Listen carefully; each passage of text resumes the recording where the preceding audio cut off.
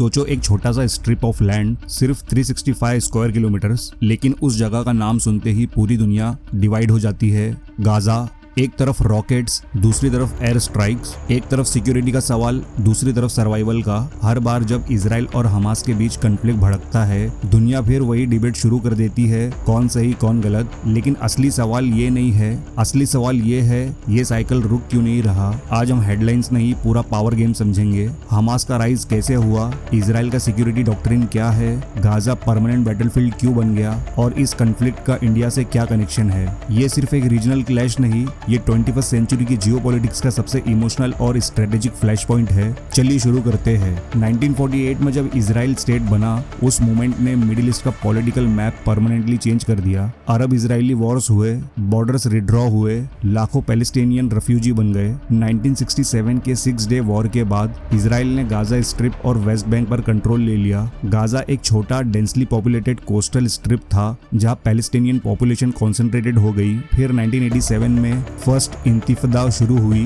Grassroots uprising Israeli control के खिलाफ। इसी पीरियड में एक नई ऑर्गेनाइजेशन एमर्ज हुई, हमास का फुल नाम है हराकत अल मुकावामा अल इस्लामिया, इस्लामिक रेजिस्टेंस मूवमेंट। ये इजिप्ट की मुस्लिम ब्रदरहुड पार्टी के पैलेस्टीनियन ब्रांच से निकला। इसका मेन गोल क्लियर था, इजराइल को रिकॉग्नाइज नहीं करना और आर्म रेजिस्टेंस के थ्रू पैलेस्टीनियन स्टेट के लिए स्ट्रगल करना। यहाँ से पैलेस्टीनियन पॉलिटिक्स दो डायरेक्शंस में स्प्लिट हो गई। एक साइड पर पैलेस्टाइन लिबरेशन ऑर्गेनाइजेशन PLO थी, जो डिप्लोमेसी और नेगोशिएशन पर बिलीव करती थी। दूसरी तरफ हमास था, जो मानता था कि आर्म्ड स्ट्रगल ही सॉल्यूशन है। 1990s में ओस्लो अकॉर्ड साइन हुए, PLO ने इजराइल को रिकॉग्नाइज किया, पैलेस्टीनियन अथॉरिटी बनी, लेकिन हमास ने इस पीस प्रोसेस को एक्सेप्ट नहीं किया। ये आइडियोलॉजिकल डिफरेंस आज भी एग्जिस्ट करता है। 2005 में इजराइल ने गाजा से अपनी सेटलमेंट्स और ट्रूप्स विड्रॉ कर लिए। ऑफिशियली डायरेक्ट प्रेजेंस खत्म हो गया, लेकिन इजराइल ने गाजा के बॉर्डर्स, एयर स्पेस और सी एक्सेस पर कंट्रोल मेंटेन रखा। 2006 में पैलेस्टीनियन इलेक्शंस हुए, रिजल्ट सरप्राइजिंग था, हमास ने मेजॉरिटी सीट्स जीत लिए। वेस्टर्न कंट्रीज और इजराइल ने पहले ही हमास को टेररिस्ट ऑर्गेनाइजेशन डिक्लेयर किया हुआ था, फिर भी गाजा के लोगों ने उन्हें वोट दिया। आखिर क्यों? करप्शन से फ्रस्ट्रेशन, इकोनॉमिक क्राइसिस और ये बिलीफ कि हमास इजराइल के सामने स्ट्रॉन्ग स्टैंड लेता है। 2007 में हमास ने वायलेंट क्लैशेस के बाद गाजा पर फुल कंट्रोल ले लिया। पैलेस्टीनियन अथॉरिटी वेस्ट बैंक तक लिमिटेड रह गई। इस पॉइंट के बाद Gaza effectively Hamas rule territory बन गया। इजराइल और इजिप्ट ने गाजा पर ब्लॉकेड इंपोज किया। गोल था वेपन्स फ्लो रोकना और हमास को वीक करना, लेकिन इसका इम्पैक्ट सिविलियंस पर भी भारी पड़ा। इकोनॉमी कोलैप्स हो गई, अनएम्प्लॉयमेंट बढ़ गया, इंफ्रास्ट्रक्चर डैमेज हुआ। गाजा एक प्रेशर कुकर बन गया, हाई टेंशन लो अपॉर्चुनिटी। हमास ने इजराइल पर रॉकेट्स फायर करना स्टार्ट किया। रॉकेट्स बेसिक होते थे, लेकिन फियर क्रिएट करते थे। इजराइल ने रिस्पॉन्स दिया टारगेटेड एयर स्ट्राइक्स के थ्रू। कॉन्फ्लिक्ट्स बार बार रिपीट हुए, 2008, 2009, 2014, 2021 और फिर एक टर्निंग पॉइंट आया। एक और लेयर है जो इस साइकिल को और टॉक्सिक बनाती है, टाइम मिसमैच। रॉकेट्स सेकंड्स में लॉन्च होते हैं, हेडलाइंस मिनट्स में स्प्रेड होती है और रिटेलिएशन आवर्स में आ जाता है, लेकिन ट्रॉमा, डैमेज और डिस्ट्रेस का रिपेयर सालों लेता है। गाजा में डेली लाइफ ऑलरेडी फ्रजाइल है,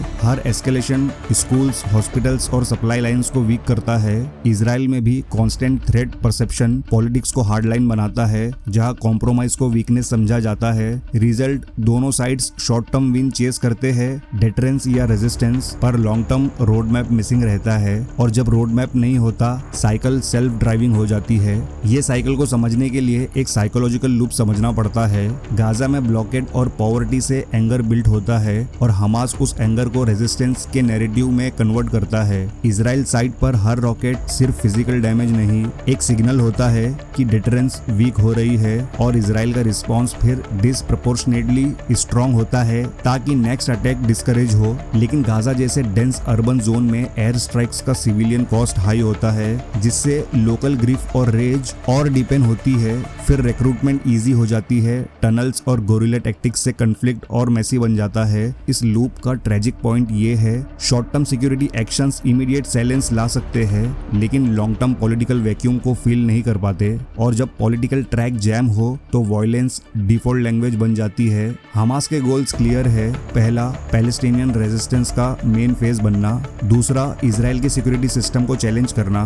तीसरा, ईरान जैसे रीजनल सपोर्टर्स के साथ सर्वाइव करना। हमास को वाइडली ईरान बैक्ड ग्रुप माना जाता है। ईरान के लिए हमास एक इनडायरेक्ट प्रेशर टूल है इजराइल के खिलाफ। इजराइल का ऑब्जेक्टिव भी क्लियर है, सिक्योरिटी फर्स्ट। इजराइल का डॉक्ट्रिन सिंपल है, स्ट्रॉन्ग डिटरेंस। अगर अटैक होता है, रिस्पॉन्स पावरफुल होगा ताकि फ्यूचर अटैक्स डिस्करेज हो। इजराइल के लिए हमास का armed presence serious security threat है, लेकिन चैलेंज ये है कि हमास ट्रेडिशनल आर्मी नहीं है, ये गोरिल्ला टैक्टिक्स यूज करते हैं। गाजा के नीचे टनल नेटवर्क है जिसे इजराइल मेट्रो बोलता है, वहां से फाइटर्स मूव करते हैं और वेपन स्टोर करते हैं, इसलिए सिर्फ मिलिट्री स्ट्राइक से परमानेंट सॉल्यूशन मिलना डिफिकल्ट है। ये कन्फ्लिक्ट सिर्फ गाजा और इजराइल तक लिमिटेड नहीं, ईरान और इजराइल का हिडन राइवलरी और इंटेंस हो जाता है। लेबनान का हिजबुल्ला भी इनडायरेक्टली इन्वॉल्व हो सकता है। यूनाइटेड स्टेट्स ओपनली इजराइल को सपोर्ट करता है मिलिट्री एड और डिप्लोमेटिक बैकिंग के थ्रू। अमेरिका के लिए इजराइल मिडिल ईस्ट में इंपॉर्टेंट अलाय है,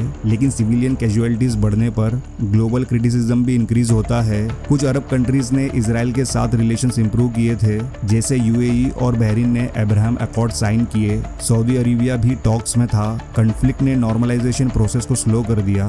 ये सिर्फ लैंड डिस्प्यूट नहीं, ये रीजनल पावर अलाइनमेंट का क्वेश्चन है। इंडिया ट्रेडिशनली पैलेस्टीनियन कॉज को सपोर्ट करता था, लेकिन 1992 के बाद इंडिया इजराइल रिलेशंस स्ट्रॉन्ग होते गए। आज इजराइल इंडिया का की डिफेंस पार्टनर है। Missile system, drones, surveillance technology सब में कोऑपरेशन है। साथ ही इंडिया पैलेस्टीनियन ह्यूमैनिटेरियन राइट्स को भी सपोर्ट करता है। इंडिया का स्टैंड बैलेंस्ड है, टेररिज्म कंडेम करो, सिविलियंस को प्रोटेक्ट करो, टू स्टेट सॉल्यूशन को सपोर्ट करो। इंडिया के लिए 3 मेजर कंसर्न है।